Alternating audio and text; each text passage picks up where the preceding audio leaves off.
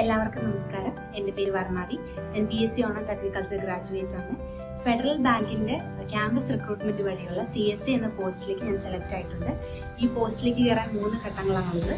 ഒന്നാമതായി bank test, രണ്ടാമതായി group discussion, അവസാനമായി പേഴ്സണൽ ഇന്റർവ്യൂ. ഇതിൽ ഇന്റർവ്യൂവിനാണ് ഞാൻ എഡുഗാർഡിനെ അപ്രോച്ച് ചെയ്തിട്ടുണ്ടായിരുന്നത്.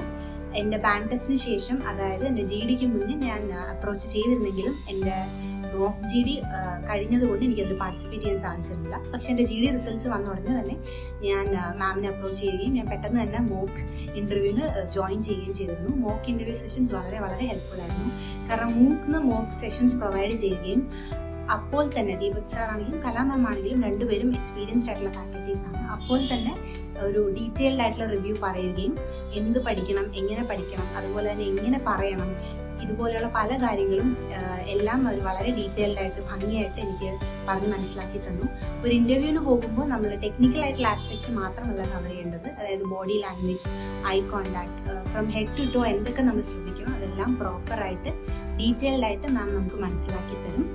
അതോടൊപ്പം തന്നെ ഇത് ജസ്റ്റ് ഗൈഡ് ലൈൻസ് പ്രൊവൈഡ് ചെയ്യുക മാത്രമല്ല പ്രോപ്പറായിട്ട് ഫോളോ അപ്പ് ചെയ്യുകയും ചെയ്തിരുന്നു. ഇന്റർവ്യൂവിന് ശേഷമാണെങ്കിൽ കൂടെ ഇന്റർവ്യൂവിനെ പറ്റിയുള്ള ഡീറ്റെയിൽസും പിന്നെ അതിനുശേഷമുള്ള നമ്മുടെ കോൺഫിഡൻസ്, മോട്ടിവേഷൻ അതെല്ലാം മാം ശ്രദ്ധിച്ചിരുന്നു.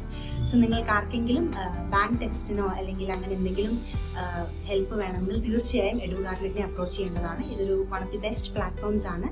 കുറച്ചും കൂടെ വളരെ പേഴ്സണലൈസ്ഡ് ആയിട്ടുള്ള സെഷൻസും 3 സ്റ്റേജ് എന്ത് സ്റ്റേജും ആയിക്കോട്ടെ നിങ്ങളെ ഏത് രീതിയിലും ഹെൽപ്പ് ചെയ്യാൻ എഡുഗാർഡിന് സാധിക്കും.